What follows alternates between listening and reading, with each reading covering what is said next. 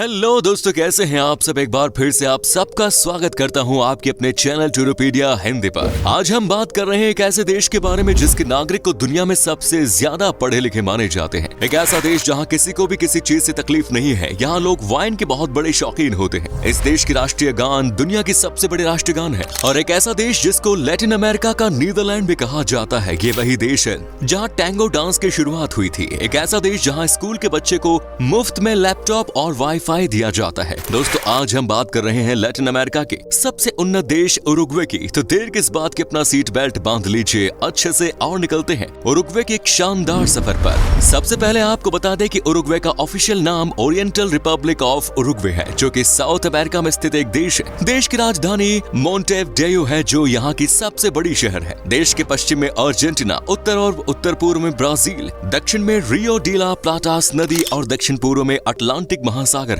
आपको बता दें कि उरुग्वे साउथ अमेरिका में सूरीनाम के बाद सबसे छोटा देश है। अगर क्षेत्रफल के हिसाब से देखा जाए तो उरुग्वे देश पूरी दुनिया में 89वां सबसे बड़ा देश है। यहाँ की जनसंख्या 3.51 मिलियन है, जिसमें 2 मिलियन लोग तो सिर्फ देश की राजधानी मोंटेविडेयो में रहते हैं। देश की ऑफिशियल लैंग्वेज स्पेनिश है, जो पूरे देश में बोली जाती है। इसके अलावा उरुग्वे के बॉर्डर जो ब्राजील के पास है, वहाँ के कुछ इलाके में उरुग्वेयन एक देसी भाषा के रूप में बोली जाती है। उरुग्वे देश अभी बहुत ही जवान है, क्योंकि इस देश की आबादी का औसत उम्र अभी सिर्फ 35 साल है। युवा देश होने के कारण इस देश को बहुत फायदा है। ये देश अपने युवा शक्ति के कारण बहुत ही ज्यादा विकास की राह पर आगे बढ़ रहा है। दोस्तों, उरुग्वे पूरी दुनिया में सबसे ज्यादा पढ़े लिखे देशों में से एक है, क्योंकि यहाँ की लिटरेसी रेट है 98.8%। आपको बता दें कि यहाँ एजुकेशन पूरी तरह से फ्री और अनिवार्य है। अगर आप यहाँ के नागरिक हैं तो आपको अपने बच्चे को स्कूल भेजना ही होगा, और अगर आप ऐसा नहीं करते हैं तो आप यहाँ के कानून के मुताबिक जुर्म कर रहे हैं, और इसके लिए आपको जुर्माना के साथ आपको जेल भी जाना पड़ सकता है। आप इस देश के एजुकेशन के प्रति जागरूकता का अंदाजा इसी बात से लगा सकते हैं कि उरुग्वे पूरी दुनिया का पहला ऐसा देश है जहां हर स्कूली बच्चे को मुफ्त लैपटॉप और वाईफाई की सुविधा दी जाती है। साथ ही बच्चे के अपने इंटरेस्ट के अनुसार इसके पढ़ाई के लिए स्पेशल एजुकेशन की व्यवस्था सरकार की तरफ से की जाती है।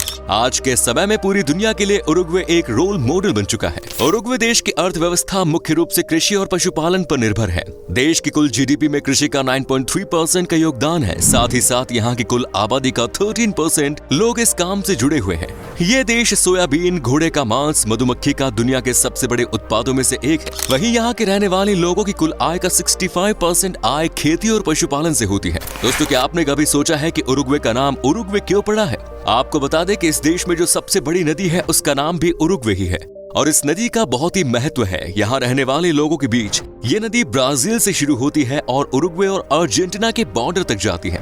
यहाँ के लोग इस नदी से फिशिंग करके अपना जीवन यापन कर रहे हैं। उरुग्वे की लड़कियां बहुत ही कमाल की होती है। साउथ अमेरिका में सबसे खूबसूरत लड़कियां इसी देश की मानी जाती है। तभी तो कई सारी हॉलीवुड की हीरोइन उरुग्वे देश से आई हुई है। साथ ही वे अपने अधिकारों के लिए लड़ना जानते हैं और दिल खुलकर प्यार भी देना जानते हैं। दोस्तों, अगर आप उरुग्वे में हैं तो आप यहाँ पब्लिक प्लेस पर स्मोकिंग मत करिएगा, क्योंकि उरुग्वे में पब्लिक प्लेस पर स्मोकिंग करना पूरी तरह से बैन है। उरुग्वे के कुल आबादी का 1/3 यानी 33% लोग स्मोकिंग करते हैं, और यही वजह है कि इस घातक आदत को रोकने के लिए ऐसे कड़े कदम उठाए गए हैं। इस देश में स्मोकर की संख्या को कम करने के लिए यहाँ के राष्ट्रपति के द्वारा एक अभियान चलाया गया। सबसे अच्छी बात यह है कि इस कानून को इतनी बड़ी स्मोकिंग करने वाली आबादी के करीब 70% लोगों ने सपोर्ट किया।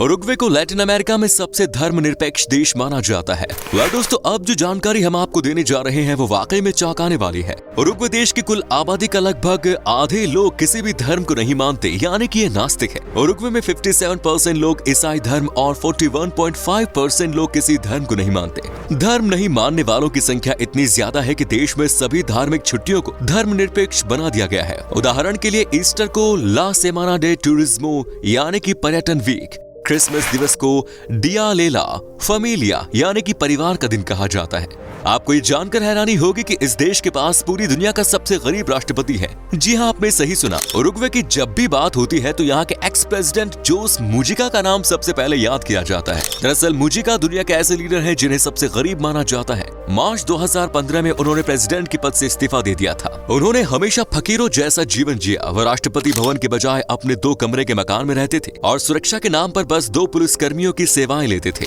साथ ही उन्होंने अपने कुल वेतन का 90% हिस्सा देश के नेक कामों के लिए दान कर दिया। काश हमारे देश के राजनेता भी इन्हीं की तरह सोचते तो क्या बात होती। सबसे अच्छी बात तो यह है कि उरुग्वे को गे और लेस्बियन के लिए स्वर्ग माना जाता है। उरुग्वे को दुनिया का नंबर 1 गे कंट्री कहा जाता है। आपको ये जानकर हैरानी होगी कि उरुग्वे में समलैंगिकता को 1934 में ही लीगल कर दिया गया था।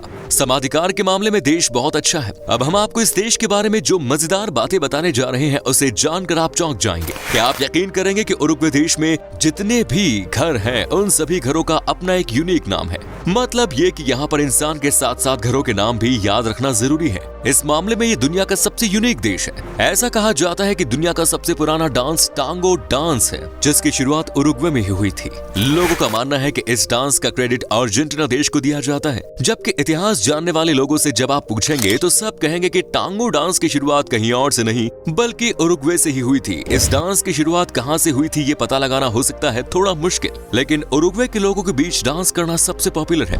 यहाँ के लोग बहुत ही बिंदास है और बहुत अच्छे से डांस करते हैं और डांस करते हुए ये लोग खूब एंजॉय करते हैं। आप उरुग्वे देश के स्ट्रीट पर भी कपल को डांस करते ही देख सकते हैं। साथ ही यहाँ की सबसे फेमस डांस स्टेप में से एक है कंदोबे।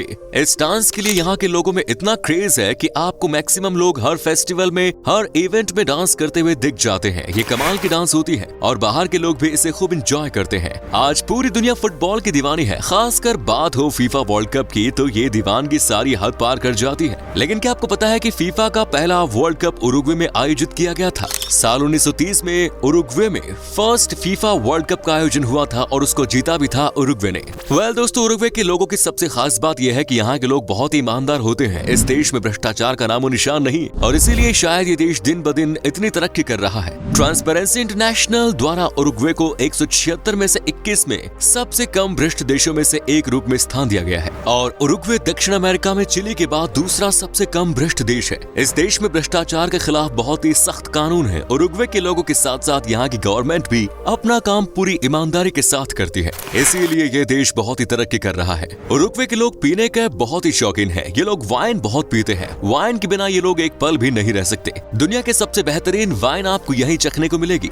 अगर आप पर्यटक हैं और इस देश की यात्रा पर हैं, तो आपको यहाँ के लोग वाइन जरूर पिलाएंगे, चाहे आप नॉन एल्कोहलिक ही क्यों न हो। ये लोग खुद और अपने साथी के साथ वाइन के सुरूर में खूब एंजॉय करते हैं, इसीलिए यहाँ के लोगों को पार्टी एनिमल भी कहा जाता है। ये लोग देर रात तक झूमते रहते हैं। जब खान पान की बात हो रही है तो बता दें कि चिविटो देश का पसंदीदा स्नैक और उरुग्वे का राष्ट्रीय व्यंजन है। ये एक जबरदस्त सैंडविच है। अगर आप कभी उरुग्वे जा रहे हैं तो चिविटो का स्वाद जरूर लेना।